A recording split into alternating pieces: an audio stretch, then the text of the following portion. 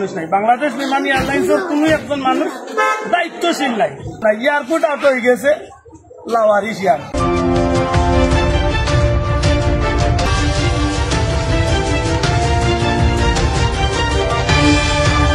মানুষ নাই বাংলাদেশ বিমান এয়ারলাইন্সের কোনো একজন মানুষ দায়িত্বশীল নাই। এয়ারপোর্ট আউট হয়ে গেছে লাওয়ারিস ইয়ার জেলা বিমানও লাওয়ারিস এয়ারপোর্টও লাওয়ারিস।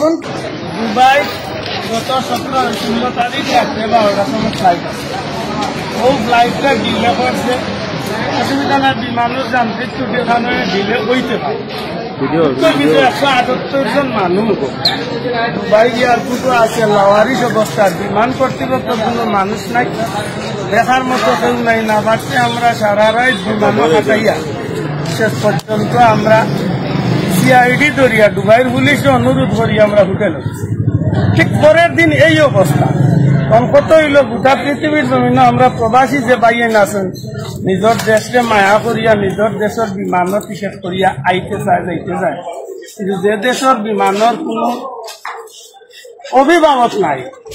অথচ অন্য লাগি যে দেখলাম চাইয়া যে কোনো প্রবাসী 5 বছরে 4 বছরে দেশে আইতে গিয়া 2 কেজি 1 কেজি মাল বলান রয়েছে, হিন্দা টেকা রাখতে পারে রিটার্নের লাগি রেডি আছে।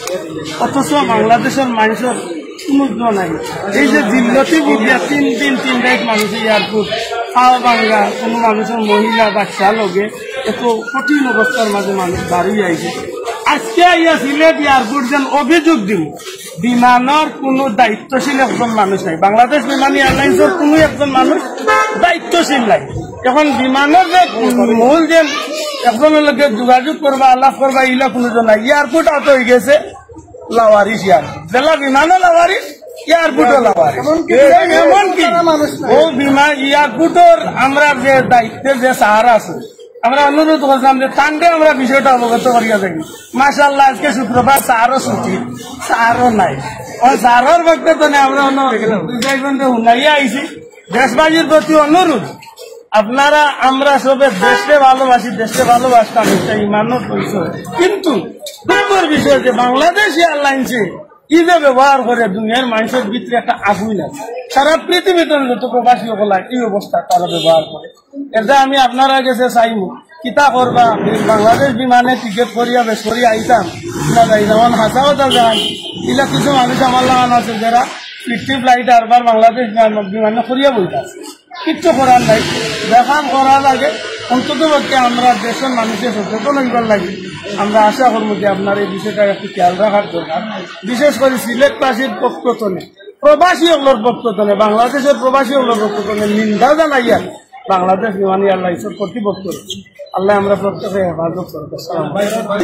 আমি কইলাম আমরা বাংলাদেশ বিমানে আইছি বর্তমানে, এবং আপনারা জানেন আমরা যে বিষয়টা শেয়ার করতাম চাইলাম আপনারা, আমরা সংযুক্ত আরব আমিরাত থাকিয়া অনলি মাত্র ডাইরেক্টলি ফ্লাইট আয় খালি বাংলাদেশ বিমানের, অন্য কোনো বিমানের ফ্লাইট কোনো সিস্টেম দেওয়া হয় না। ইনো কোন সিন্ডিকেট, ইনো কোন ধরনের সিন্ডিকেট? এই সিন্ডিকেটটা ভাঙতে হইব, কারণ একচেটিয়া বিজনেস বাংলাদেশও এই প্রবাসী সকলের চামড়া ব্যবহার করিয়া, তার গান ব্যবহার করিয়া একচেটিয়া এই ব্যবসাটা আপনারা বন্ধ করে দিচ্ছেন।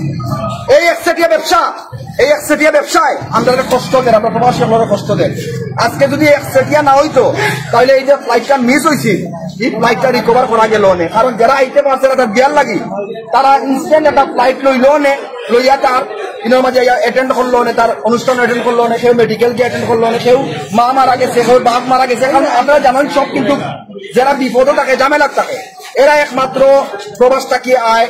কেউ হয়তো 10 বছরে 5 বছরে আইলা 12 বছরেও ইলা মানুষ আমরা লোকে আইছে, ইলা মানুষও আছে।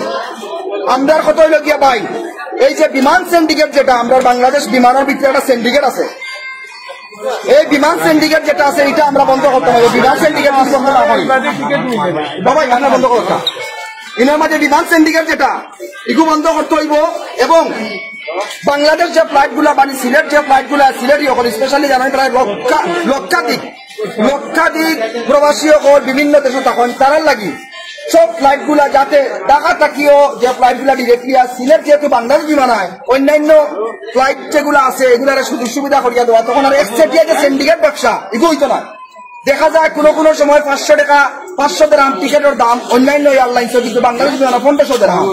মানে বাংলার দেখা যায় যে 3 ভাগের 2 ভাগ টাকা বেশি এই সিন্ডিকেটটা কিতা ভাই বাংলাদেশে উঠলাম যে সবটা সংস্কার হয়ে গেছে যে সময় টাকা পয়সা দরকার লাগে এই সময় তো দেখা যায় প্রবাসী হলে ভাই প্রবাসী হল তো রেমিটেন্স যোদ্ধা তারার টেকায় দেশ চলে তারা সারা দেশ চলে না যে সময় টাকা পয়সা দরকার হয় এই সময় প্রবাসী হল দরকার হয় আর যে সময় টাকা পয়সার লেনাদেনা পুরাই যায় লাইন ক্লিয়ার হয়ে যায় এই সময় আর প্রবাসী হল লাগে না এই সিন্ডিকেটটা বন্ধ করা হোক এবং আমরা যে দুবাইতে আসলাম দুবাই প্রশাসনে আমরা যেভাবে হেল্প করছে এয়ারপোর্টটা কি তারারে আমরা স্পেশালি থ্যাঙ্কস জানাইলাম দুবাই মানে এয়ারপোর্টের ভিতরে পুলিশ সিআইডি তারা মানে অসাধারণ ভাবে আমরা হেল্প করছে তারা ভেরি হেল্পফুল আমরা রেসপেক্ট জানাইলাম কিন্তু আমরা সাইডটা কি আমরা বিমান বাংলাদেশটাকে আমরা কোনো সহযোগিতা পাইছি না আপনারা আমি পরিচয় দিলাম দস্তগীর একজনের নাম তাই লাগিয়া গিয়া মেবি অপারেশন ম্যানেজার তাই নামদারে প্রবাসী হলে মোটামুটি অপারেশন করে দিয়েছেন 3 দিনে